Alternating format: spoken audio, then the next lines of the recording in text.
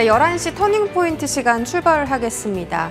오늘은 양시장 온도차가 좀 있습니다. 코스피는 강보합권에서 움직이고 있고요. 코스닥은 0.45% 정도 약보합권 움직임 나오고 있습니다. 어제와는 증시가 조금 힘이 빠진 듯한 모습이지만 그래도 최근에 그 상승 추세를 잘 유지하는 선에서 오늘도 잔잔한 거래가 이어지고 있습니다. 자, 수급적으로 봤을 때 어제 정말 외국인이 폭발적인 순매수를 보여줬죠. 거의 6주 만에 일일 상승률이 최고치였다고 합니다. 선물시장에서만 2조 5만 계약, 5천 계약 정도로 정말 외국인이 강한 순매수를 보였는데 오늘은 살짝 팔았습니다. 매도 우위. 하지만 아침보다 매도 규모는 좀 많이 줄어든 상태로 현재 126억 원대 매도 우위 발생하고 있고요. 기관은 445억 원대 매수 우위 포지션 잡히고 있습니다. 코스닥에서는 개인들의 나홀로 사자세 많이 시장을 방어하는데 오르는 종목, 하락하는 종목 반반 정도로 딱 분류가 되고 있는 현재 구간입니다. 외국인이 1,000억 원대 넘게 매도고 코스닥에서는 매도 규모가 아침보다 살짝 좀 늘었습니다. 자, 다음 보겠습니다. 외국인 오늘 어떤 종목 가장 많이 살까요? 어제 반도체 업종에서 정말 폭풍 같은 순매수를 보여줬는데 삼성전자가 1위긴 합니다만 어제만큼의 규모는 아니고 그리고 SK하이닉스 쪽에서는 매도가 좀 발생하고 있어서 아마 어제 너무 많이 샀기 때문에 오늘은 차익 매물 효과가 좀 강할 거다라는 평가가 아침부터 좀 있었는데 삼성전자 1위에 어쨌든 들어가 있습니다. 그리고 보시면 오늘 전반적으로 좀 밸류업 종목들 많이 담습니다. KB금융 2위 자리고요. 삼성생명, 하나금융지주, 신한지주까지 그리고 기아도 있습니다. 오늘 밸류업 프로그램 전반적으로 좀 순환매가 돌고 있다. 은행주 안에서 KB금융과 하나금융지주, 신한지주 이런 종목들은 고점 터치하고 조금 조정받다가 다시 전고점을 향해 올라가는 그런 움직임이고 가장 이제 전고점에 가깝게 도달한 종목이 KB금융입니다. 여기서 멈출지 더 뛰어넘고 또 다른 최고 시세를 보여줄지 그런 포인트가 기대되는 은행 쪽 종목들이고요. 기관 순매수도 됐습니다. 기관도 오늘 전반적으로 KB금융 같이 사고 있고 신한지주 이렇게 밸류업 프로그램 메인 기관 순매수 담기고 있고요. HD 현대마린솔루션 오늘 상장했습니다. 따따블 기대감 있었는데 사실 지금까지는 주가가 조금 지지부진하게 흘러가고 있습니다. 어떤 평가를 내려야 될지 잠시 뒤에 체크 받아보고요. 거래 대금 상위도 보시면 오늘 1위 HD 현대마린솔루션 오늘 관심도가 상당히 높습니다. 개인들도 오늘 이쪽 종목에 많이 좀 관심 보이고 있고요. 폴라리스 AI 오늘 폴라리스 그룹주가 엔비디아 관련 소식 때문에 정말 잘 갑니다. 현재 구간에서는 상한가 도달한 상태고요. 이제 전력 설비 쪽은 여전히 이제 거래 대금이 높은 쪽으로 관심도 여전히 높다 이렇게 좀 볼 수 있겠습니다. 검색어 탑10도 보겠습니다. 역시나 HD 현대마린솔루션이 오늘 상장 덕을 톡톡히 좀 보고 있습니다. 이 관심이 어디까지 갈지가 좀 관전 포인트일 것 같은데 체크해보고요. 전력기기도 역시나 거래 대금도 많고 관심도 많고 지금 뭐 대원전선부터 재룡전기, 대한전선 여러 종목들 올라와 있습니다. HLB나 셀트리온 같은 바이오 종목들도 좀 눈에 띄고요. HD 현대마린솔루션 현재 구간은 11만 5,500원 선 지나가고 있어요. 공모가 상단 밴드가 83,400원이었고 오늘 10만 원, 11만 원 초반에서 시작을 했는데 현재 38% 상승. 따따블까지는 아직까지는 조금 더 멀게 보입니다. 자, 다음 전력 설비가 아니죠. 전력 설비죠. 전력 설비 보겠습니다. 자, 지금 구간 뭐 대한전선, 대원전선 뭐 강한 가운데 그 재룡 산업이 가장 좀 눈에 띄는 상승률을 기록을 하고 있습니다. 18%대. 세명전기 어제 상한가 간 이후에 추가 상승 나올까 했는데 나왔습니다. 너무 좀 가파르게 오르다 보니까 거기다 개인 투자자들의 그 매수가 좀 집중되다 보니까 너무 이제 고점 논란이 좀 나오고 있는 구간이라서요. 이쪽에 대한 접근 포인트도 오늘 또 다시 한번 잡아보면 좋을 것 같습니다. 자, 시세 급변 종목도 보겠습니다. 폴라리스 그룹주들이 지금 탄력을 정말 강하게 받고 있거든요. 폴라리스 오피스, AI는 없네요. 폴라리스 오피스, AI 파마 이 바이오 쪽 종목도 강하고 폴라리스 세원, 우노 같이 좀 올라올 수 있는지 봐야겠습니다. 우타입니다. 폴라리스 우노고요.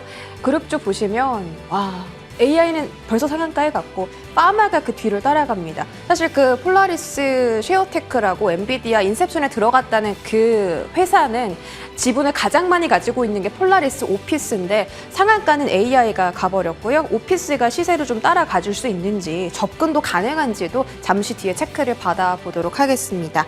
자, 여기까지 좀 봤고요. 저희 탑10에서 좀 자세하게 알아보겠습니다. 지금 출발할게요.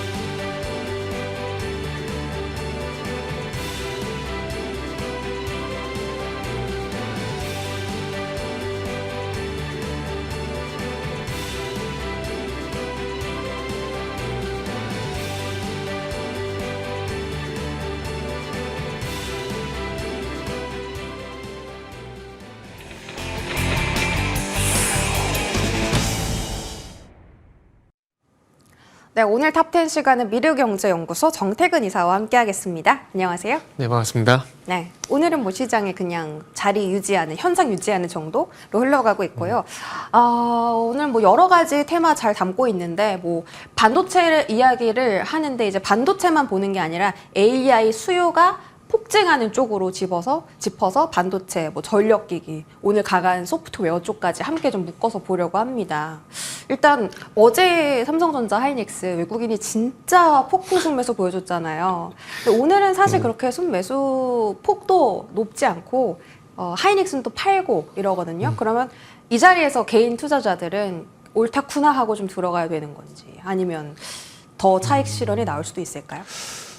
일단은 하이닉스는 더 봐야 된다고 생각을 하고 있고요. 그런데 삼성전자는 조금 고민스럽다는 얘기를 드려야 될 것 같아요. 왜냐하면은 그러니까 시장 전체적인 어떤 성질은 바뀌지 않았다고 보는 게 맞는 거거든요. 그러니까 어제는 누가 보다도 금리 이슈가 반영이 되게 되면서 삼성전자를, 그러니까 지수 인덱스인 삼성전자를 매수했다고 보는 게 맞다라고 생각을 하고 있습니다. 그러니까 원래 했던 방향대로 금리나 이 방향대로 다시 제자리로 돌아갔다고 보는 게 맞는 것 같아요. 그리고 어제 아시겠지만 외국인 현물, 선물 너무 오버했거든요. 이게 지속이 될 수는 없습니다. 그렇게 본다라면은 어제 오버했던 부분들이 있고 2750포인트 부분에서 추가 상승에 대한 고민을 할 수밖에 없고, 그렇게 본다라면은 이제 원래 시장의 성질대로, 성격대로 갈 수밖에 없다라는 거죠. 무슨 얘기냐면은 작년 11월 달 이후에 공매도 금지가 되게 되면서 중소형주 중심의 이슈, 테마 중심이었던 중성 장세가 계속 지속이 돼왔다라는 거죠. 근데 이 성질이 제가 봤을 때는 아직까지 완벽하게 바뀌었다고 생각하지 않습니다. 그렇게 본다라면은 어제는 누가 보더라도 대형주가 강세를 보였지만은 그 흐름이 다시 코스닥 그리고 중성주 쪽으로 더 넘어갈 거라고 봐요. 그리고 이런 사례가 아시겠지만 2월 1일 날 밸류 프로그램이 부각이 되게 되면서 뭐 자동차라든지 은행주라든지 이런 것들이 강세를 보이게 되면서 일시로 갔다가 다시 코스닥으로 왔었거든요. 그렇기 때문에 뭐 여전히 답은 개인적으로 코스닥에서 찾아야 된다고 생각을 하고 있어요. 삼성전자는 오히려 조금 더 외면을 하고 좀 중소형주로 보죠. 외면은 아니고요. 그러니까 네. 우리가 나중에 보자. 수익률 측면에서 보게 되면 가긴 갈 거예요. 그러니까 삼성전자도 안 간 건 아니에요. 안 간 건 아니고 오긴 왔는데 우리가 소위 말하는 반도체 소부장 대비해서는 퍼센테이지를 봤을 때 조금 낮은 건 사실이잖아요. 그렇게 되면 삼성전자는 아마 천천히 갈 겁니다. 기대 수익률이 낮다, 이제 기회 비용이 아깝다 이런 거네요. 조금 그럴 수 있겠죠. 조금 이제 빠른 속도를 원하신 분은, KTX를 원하신 분들은 아무래도 새마을하고 좀 느리게 한다 느껴지지 않을까요? 오늘 뭐 밸류 이런 종목들도 많이 사는데 그래도 불구하고 개별 종목 장세가 앞으로 더 펼쳐질 수 있다 이런 말씀이시네요.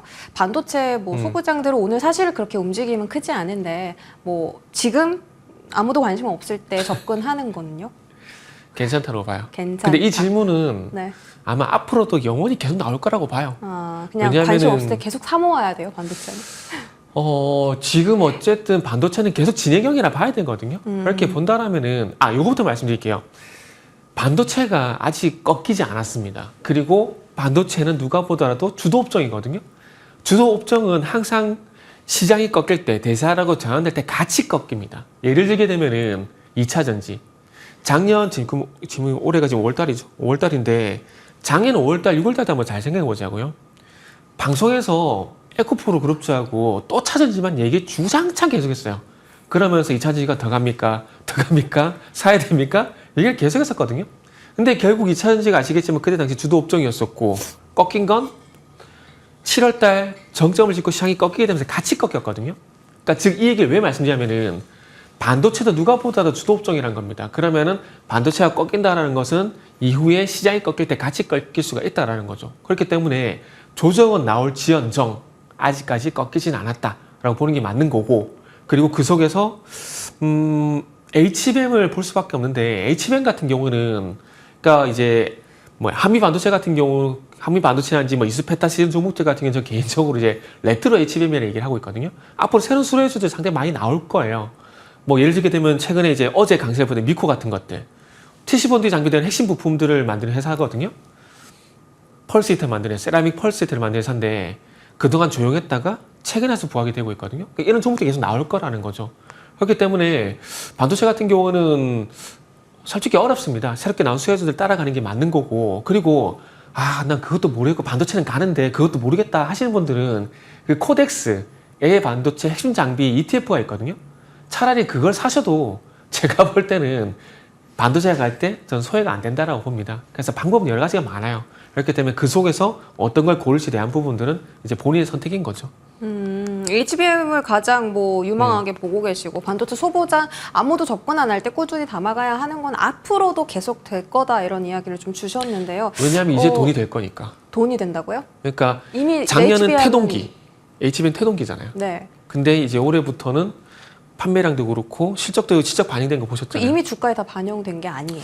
그럴 수도 있어요. 그거는 뭐 전문가의 시각대가 다 틀릴 수 있을 것 같아요. 이미 반영이 됐다, 본격적으로 반영이 된다. 이런 논쟁은 아마 저뿐만 아니라 많은 분들이 할 것 같아요. 근데 저는 뭐 이제 반영되고 있다라고 생각을 하기 때문에, 이제 숫자가 찍히고 있다라고 생각하기 때문에 뭐 아직 꺾였다고 생각하지는 않아요. 한미 반도체처럼 뭐 이제 신고가까지 매일 가는 종목들은 앞으로 추가 수주가 좀 많아야만, 그러니까 지금 투자자들이 가지고 있는 기대치가 이만큼인데 이 기대치를 뛰어넘어야만 여기서 더 레벨업 할 수 있을 것 같거든요. 한미 반도체는 좀 앞서간 게 없지 않아 있어요. 네. 일단은 아시겠지만 작년 같은 경우도 주가가 많이 오버스팅이 됐고, 그리고 나서 올해 들어서도 이제 반영될 실적 기대감, 이런 부분에서 좀 많이 반영이 됐다고 봐요. 그러다 보니까 제가 좀 전에 한미 반도체가 아니라 미코라는 종목을 말씀드리는 이유가 우회적으로 이제 한미 반도체 수혜가 될 만한 종목을 이렇게 우회적으로 이렇게 접근을 하게 되는 거죠. 그리고 여기서 하나 더 제 아이디어를 좀 말씀드리면은, 그동안은 어쨌든 기존에 있는 캐파 내에서 생산하게 되면서 수율을 맞추다 보니까 후공정 관련 기업들이 상당히 강세였거든요.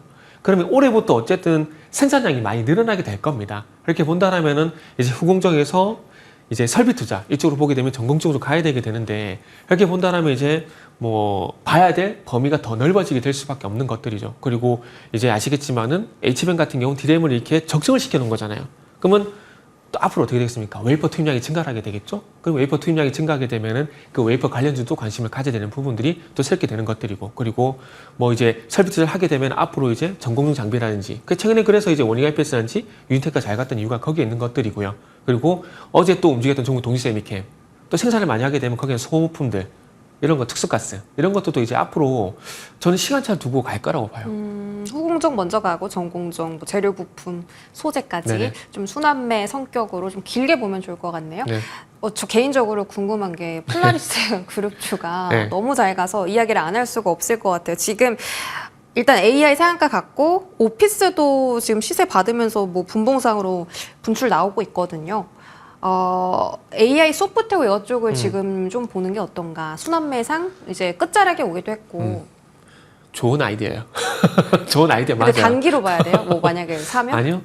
그 지금 어쨌든 그 AI 소프트웨어 같은 경우 이제 애플이 이제 바람을 좀 넣었잖아요. 바람을 넣었는데 지금 아시겠지만 애플 AI와 연관된 종목이 없어요.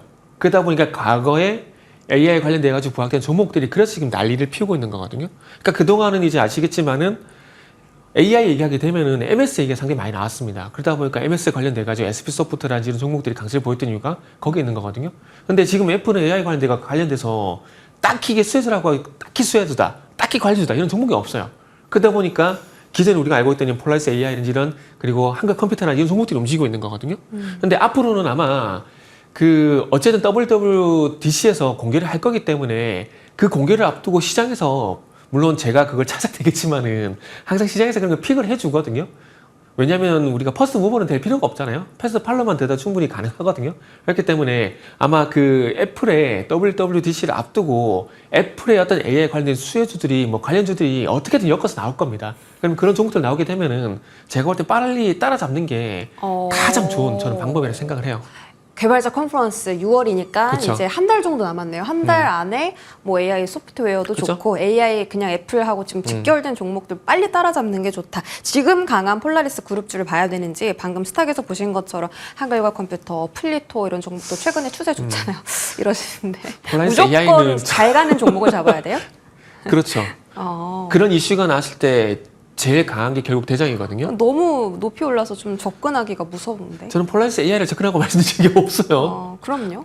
그러니까 앞으로 그런 종목들이 나온다라는 거죠. 아. 나온다는. 그래서 제가 아까 말씀드렸잖아요. 그걸 제가 찾아야 되지만은 시장에서 언젠간 픽을 할 거기 때문에 그때까지만 기다리자.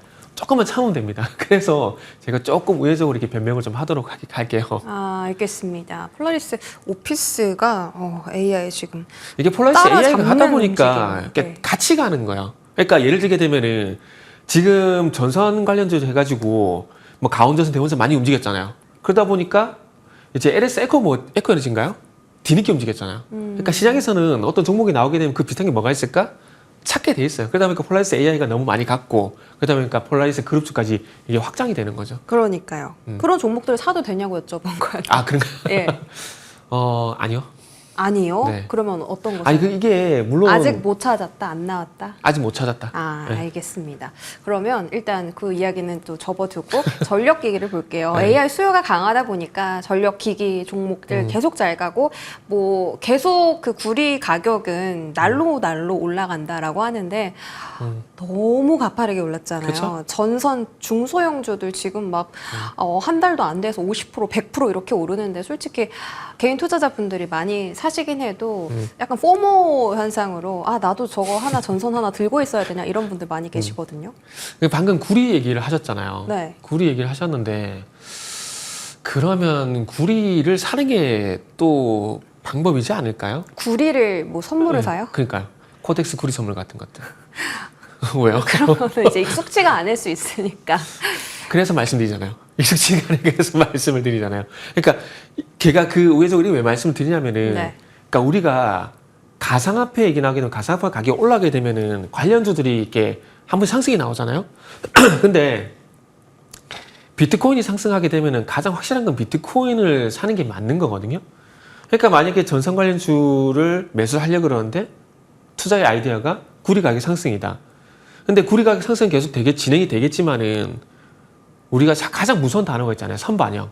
그러니까 구리 가격 상승을 해서 전선주가 잘 가게 되는데 그게 소위 말하는 이슈에서 선반영이 되게 된다라면 가다가 멈춰버릴 수가 있거든요. 그런데 구리 현물이든지 구리 선물을 매수를 하게 되면은 구리 가격이 상승하는 인덱스를 쫓아가기 때문에 계속 상승이 나올 수밖에 없거든요. 그러다 보니까 글쎄요. 지금 자리에서는 모르겠어요. 전력 설비라든지 전선을 따라잡는 것보다는 구리 때문에 그쪽을 본다라면은 차라리 코덱스 구리 선물을 사는 게 좋지 않을까 하는 생각이 들어요. 그리고 전력 설비 같은 경우는 저 개인적으로는 효성중공업도 그렇고 HD 현대일렉트도 그렇고 1분기 실적을 발표하고 난 다음에 조금 쉬어가는 것 같아요. 산업이 안 좋다라는 것이 아니라 가격이 조금 전에도 우리 이순 앵커도 얘기했지만은 가격이 너무 가파르다 보니까 좀 앞서간 부분들이 있거든요. 그렇기 때문에 뭐 비유를 하자면 고속도로를 계속 가다가 일단 휴게소에 일단 들어갔다라고 보는 게 맞는 것 같아요. 그러면 아예 그냥 비철 금속으로 보자고 하시면 네네. 뭐 고려아연, 풍산, 이구산업 이런 종목들은 어때요? 그건 또 얘기가 틀리죠. 왜냐면 구리만 얘기했잖아요. 뭐 구리 가격 상승에 다 영향을 받는 종목들이니까. 근데 구리 가격에 다 영향을 받으면 좋은데 구리는 가는데 원자재가 또 이게 독이 될 수 있는 게 원자재는 구리만 있는 게 아니잖아요. 철광석도 있고 말씀하신 그다음에 또 알루미늄도 있고 여러 가지 많은 것들이 있잖아요. 근데 지금 철광석 가격이 이렇게 좋지가 않거든요. 거기에 본다면 지금은 선택과 집중을 하게 된다면은 구리만 보는 게 맞는 거죠. 그리고 추후에 뭐 알루미늄도 지금 보면은 최근에 알맥이라든지 PJ메탈 같은 종목들이 가고 있잖아요. 가고 있는데 국내는 또 알루미늄 ETF가 또 없어요. 그러다 보니까 조금 아쉬운데 뭐 어쨌든 원자재 ETF를 사는 것보다는 그냥 구리 선물 쪽, 구리 ETF 쪽으로 사는 게 선택과 집중 측면에서 봤을 때 더 낫다라고 봅니다. 조금 더 직결된 그런 투자를 직접적인 하시는 게 연관성. 네. 낫다. 알겠습니다. 일단 전력 설비주들 네. 봤을 때 오늘 제가 너무 많이 올랐다고 했는데 사실 여기 코너 이제 나오신 분들 대부분 다 이제 좀 큰 종목들 대형주 위주로 많이 이제 매수 접근이 가능하다라고 설명을 해주셨는데 재룡전기 같은 경우 오늘 급등하긴 했습니다. 오늘 한 14% 올랐는데 네. 지금 3%로 윗골이 쭉 달면서 빠졌거든요. 이게 이제 고점 터치했다라는 신호의 가능성도 있을까요? 뭐 이런 것도 있겠지만은 개인적으로 이제 현대일렉트릭이 4월 중순 이후부터 조금은 추가 상승 제한이 되고 있거든요. 근데 누가 보다 전력 설비는 현대일렉트릭이 대장 역할을 했잖아요. 근데 대장에서 먼저 그런 현상이 나오고 있고 LS일렉트릭이라든지 효성중국 같은 경우도 4월 15일 이후에 조금 추가 상승이 제한되는 모습이 나오고 있거든요. 그래서 그걸 보고 말씀을 드리는 겁니다. 그렇게 되다 보니까 아무래도 관련 전선주 같은 경우도 그런 말씀을 드릴 수가 있는 거죠. 왜냐면은 뭐 개별 종목이 가는 것 그 조금 전에 말씀드렸던 LS 에코 에너지처럼 뭐 개별적으로 하는 것도 있겠지만은 만약에 전력 설비라든지 전산이나 군집을 이어서 가게 된다라면은 대장이 좀 쉬어가게 되면 순차적으로 2등, 3등도 시간차를 두고 쉬어갈 수밖에 없거든요. 차트를 한번 보세요. 현대일렉트릭하고 효성중공업하고 LS일렉트릭 차트를 보게 되면은 가장 먼저 현대일렉트릭이 좀 쉬어가고 시간차를 두고 그다음에 효성중공업, LS일렉트릭에 좀 주춤하는 모습이 나오고 있거든요. 그래서 이런 현상들이 나오다 보니까 지금 좀 고속도로 휴게소 좀 말씀을 드리는 것들이고요. 그리고 2분기 실적 전망치를 어떻게 또 예상할지 모르겠지만 산업은 여전히 호황입니다. 호황이에요. 그런데 산업이 호황인 거하고 트레이딩 하는 것도 별개 문제거든요. 이게 동조화가 될 때가 있지만 비동조화가 될 때도 분명히 있는 겁니다. 그럼 상승 탄력이 둔화되고 있으니까 접근하지 말자는 말씀이신가요? 너무 가파르게 올라왔기 때문에 조금 쉬어감이 좀 필요하다는 거죠. 뭐 갖고 계신 분들은 좀 매도해서 수익 좀 챙기시고. 그죠? 줄 때 챙기기 낫지 않을까요? 뭐 고점을 뭐 50만 원이다, 뭐 51만 원이다 맞출 수 있으면 얼마나 좋겠습니까? 그게 안 되기 때문에 그런 얘기 쉽지 않지만 그 얘기를 하잖아요. 적당히. 알겠습니다. 적당히. 자, 오늘 외인 기관이 같이 또 많이 사는 종목들이 이제 밸류업 종목들이에요. 특히 네. 은행 종목 많이 사고, 일단 보겠습니다. 은행주들, 외국인들이 이제 일본이 밸류업이 너무 잘 되다 보니까 국내 증시에도 매수세를 많이 좀 밀어붙이고 있다고 하는데, 밸류업이 오늘 오르는 이유는 뭐 딱히 막 뚜렷한 이유는 없거든요. 그냥 순환매예요. 네, 그렇게 보는 게 맞아요. 그러니까 제가 첫 번째 질문 앞전에 그 말씀드렸잖아요. 지금 시장이 이슈에 의한 중성주 상승이라고 말씀드렸잖아요. 그러니까 이슈에서 이런 현상이 나온다고 보시면 될 것 같아요. 반도체가 좀 쉬어가다 보니까 그 빈자리를 밸류업이 좀 채워주고 있는 부분들이 있고. 근데 오늘 보시면 아시겠지만 자동차는 또 안 가거든요. 그렇기 때문에 금주 같은 경우는 최근에 뭐 자사주 매입이라든지 배당이라든지 이런 게 상당히 컸었기 때문에 이런 뭐 밸류업과 연관시켜 보게 되면 가장 직접적인 수혜자가 될 수밖에 없기 때문에 이런 현상이 나온다고 보시면 될 것 같아요. 그런데 이번에 2차 가이드라인 나온 거 보시면 아시겠지만 뭐 미국처럼 이렇게 잘 활성화가 될까요? 그리고 일본 같은 경우는 정부에서 ETF를 그냥 너희 빠져 우리가 할게 이런 식으로 해가지고 직접적으로 매입을 많이 했기 때문에 간 부분도 저는 있다고 봅니다. 결국 샀기 때문에. 근데 우리나라는 그런 측면에서 보면 좀 부족한 부분이 있잖아요. 정부의 개입이 좀 네. 부족하다. 자, 알겠습니다. 이야기 여기서 마무리 짓고요. 지금까지 미르경제연구소 정태근 이사와 함께했습니다. 고맙습니다. 네, 감사합니다.